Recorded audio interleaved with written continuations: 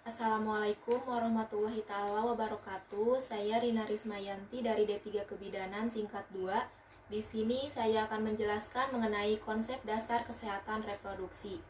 Yang pertama yaitu ada definisi kesehatan reproduksi menurut WHO atau World Health Organization, yaitu kesehatan dalam keadaan sejahtera fisik, mental, dan sosial secara utuh yang tidak semata-mata bebas dari penyakit atau kecacatan, yang berkaitan dengan sistem reproduksi serta fungsi dan prosesnya.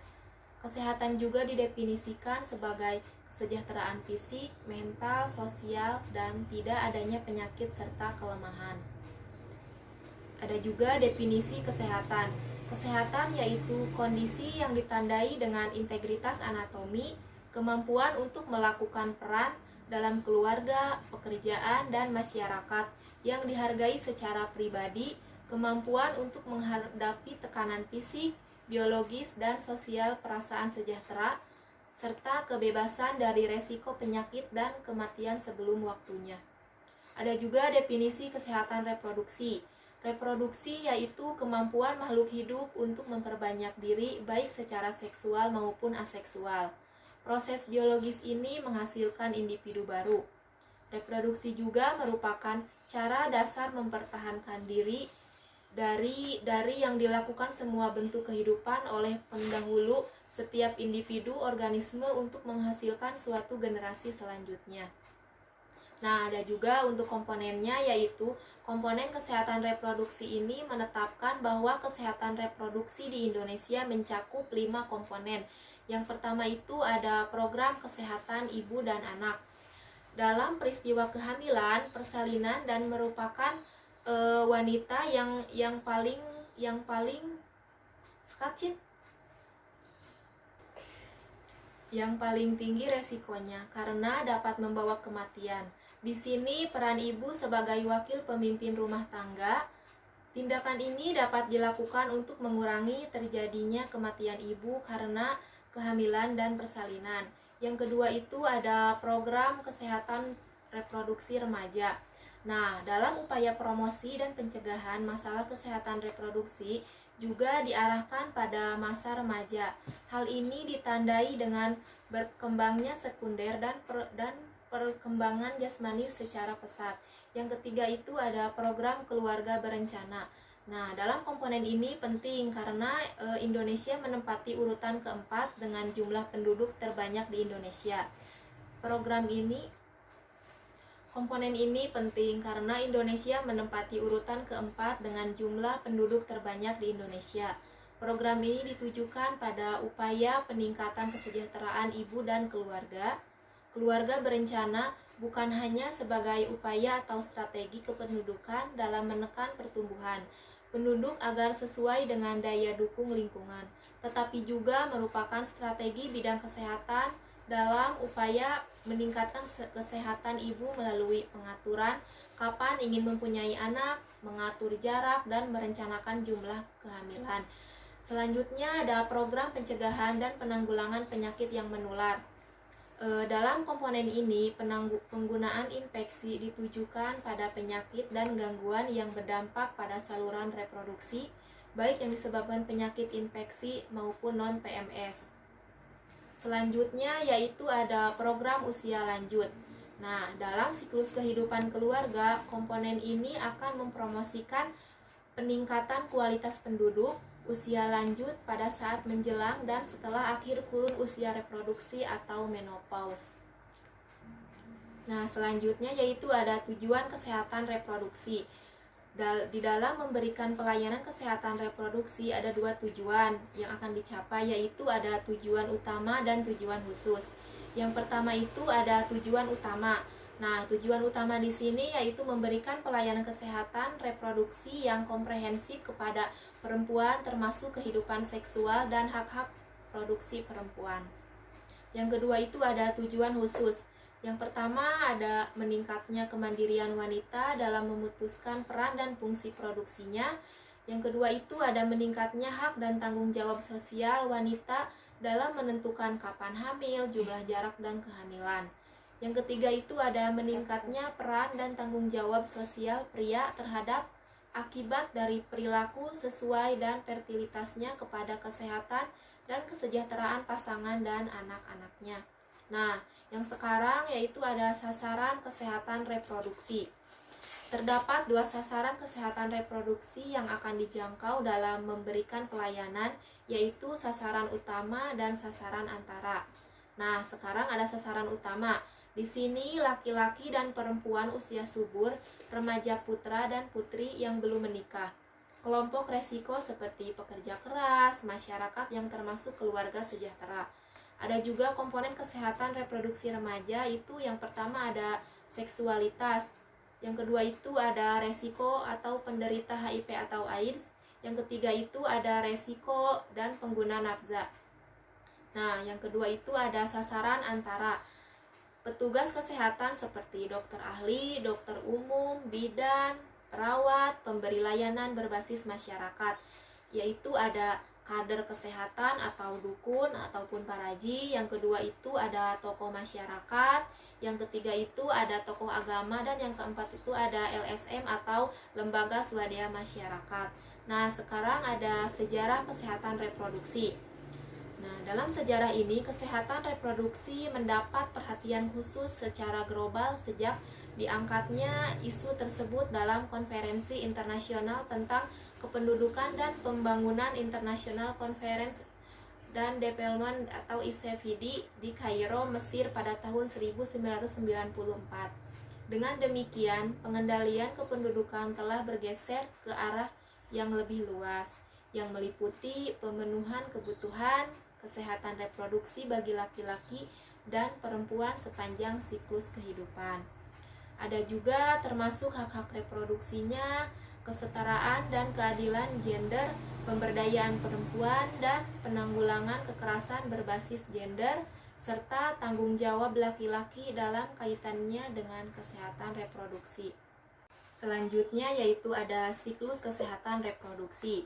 Konsep kesehatan reproduksi menggunakan pendekatan siklus kehidupan perempuan atau pelayanan kesehatan reproduksi yang dilakukan sejak dari janin sampai liang kubur, atau bisa juga disebut dengan continuum of care woman cycle, hubungan seksual yang mempengaruhi perempuan dalam menjalankan masa reproduksinya. Yang pertama itu masa konsepsi. Masa konsepsi yaitu masa setelah bersatunya sel telur dan sperma. Kemudian janin akan tumbuh menjadi morula atau segmentasi, pengubah zigot menjadi sekelompok sel. Ada juga blastula. Blastula ini merupakan bentuk lanjutan dari morula yang terus mengalami perkembangan. Ada juga gastrula. Gastrula itu fase awal dalam perkembangan embrio. Nah, ada juga nerula. Nerula ini suatu embrio pada tahap awal pengembangan di mana nerulation terjadi yang akhirnya menjadi janin dan terbentuknya plasenta. Yang kedua itu ada masa bayi dan anak. Nah, masa ini merupakan masa pertumbuhan dan perkembangan yang sangat cepat. Tumbuh kembang motorik kasar dan motorik halus akan berjalan dengan baik bila kesehatan bayi dan anak dalam keadaan prima. Nah, selanjutnya yaitu ada masa remaja. Nah, masa remaja di sini yaitu terjadi perubahan fisik dan fisiologis. Perubahan fisik yang terjadi diantaranya yaitu tumbuhnya rambut kemaluan, terus buah dada mulai tumbuh, pertumbuhan tinggi badan yang cepat, dan mendapatkan haid yang awal. Terus yang selanjutnya yaitu ada masa reproduksi. Nah, selanjutnya yaitu ada masa reproduksi. Masa ini di mana perempuan menjalankan tugasnya kehidupan, yaitu seperti hamil, melahirkan, masa nipas, menyusui, dan masa antara yaitu merencanakan jumlah atau jarak anak dengan menggunakan alat kontrasepsi atau KB. Selanjutnya yaitu masa lanjut. Masa ini mulai menurun atau habis dikarenakan produksi sel telur jika sudah mulai menurun atau habis.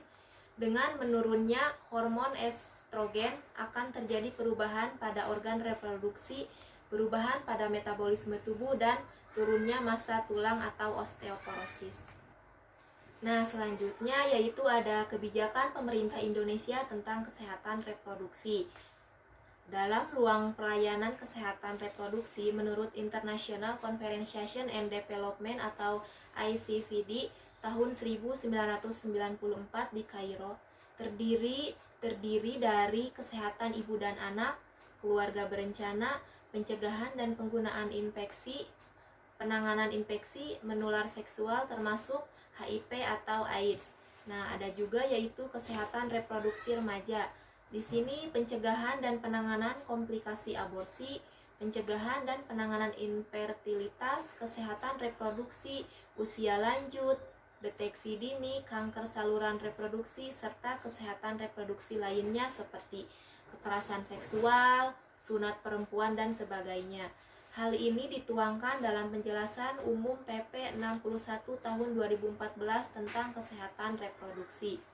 Selanjutnya yaitu ada paket pelayanan terpadu. Nah, di sini dalam Dinas Kesehatan Provinsi Kalimantan Tengah pada tahun 2017 lalu telah mengadakan pertemuan penguatan pelayanan kesehatan reproduksi terpadu atau PKRT, pengelolaan program untuk seluruh kabupaten atau kota termasuk Kota Palangka. Nah, dari hasil kegiatan tersebut, selain mendapatkan materi tentang pelayanan kesehatan reproduksi terpadu atau PKRT, juga ditetapkan puskesmas yang mampu PKRT. Nah, tujuan dari penguatan PKRT di sini yaitu yang pertama ada meningkatkan pengetahuan dan keterampilan tenaga kesehatan dalam pelaksanaan pelayanan kesehatan reproduksi terpadu atau PKRT sesuai pedoman atau standar pelayanan kesehatan. Selanjutnya yaitu yang kedua ada mensinergikan penerapan pelayanan kesehatan reproduksi terpadu atau PKRT dengan komponen-komponen program dalam ruang lingkup kesehatan reproduksi yang meliputi kesehatan ibu, anak, keluarga berencana, kesehatan reproduksi remaja, pencegahan dan penanggulangan infeksi menular seksual atau IMS, dan infeksi saluran reproduksi atau ISR, termasuk HIV atau AIDS, kanker dan osteoporosis pada usia lanjut, dan berbagai aspek kesehatan reproduksi lainnya. Selanjutnya yaitu meningkatkan kemampuan puskesmas melaksanakan pelayanan kesehatan reproduksi terpadu atau PKRT sebagai dari upaya puskesmas yang telah terakreditasi. Selanjutnya yaitu ada kesehatan menurut undang-undang. Nah, dalam pertimbangan penetapan peraturan pemerintah Republik Indonesia nomor 61 tahun 2014 tentang kesehatan reproduksi adalah untuk melaksanakan ketentuan dalam pasal 74 ayat 3, pasal 75 ayat 4, pasal 126 ayat 4, dan pasal 127 ayat 2 Undang-Undang nomor 36 tahun 2009 tentang tenaga kesehatan. Ada juga dasar hukum PP 61 tahun 2014 tentang kesehatan reproduksi adalah pasal 5 ayat 2 Undang-Undang Dasar Negara Republik Indonesia tahun 1945, Undang-Undang nomor 36 tahun 2009 tentang kesehatan. Selanjutnya yaitu mengenai dasar hukum PP 61 tahun 2014 tentang kesehatan reproduksi adalah pasal 5 ayat 2 Undang-Undang Dasar Negara Republik Indonesia tahun 1945, Undang-Undang nomor 36 tahun 2009 tentang kesehatan atau Lembaran Negara Republik Indonesia tahun 2009 nomor 144, tambahan Lembaran Negara Republik Indonesia nomor 5063. Untuk menjamin pemenuhan hak kesehatan reproduksi melalui pelayanan kesehatan yang aman, efektif, dan terjangkau, serta diwujudkan berbagai upaya kesehatan diantaranya reproduksi dengan bantuan, aborsi berdasarkan indikasi kedaruratan medis, dan perkosa sebagai pengecualian atas larangan aborsi.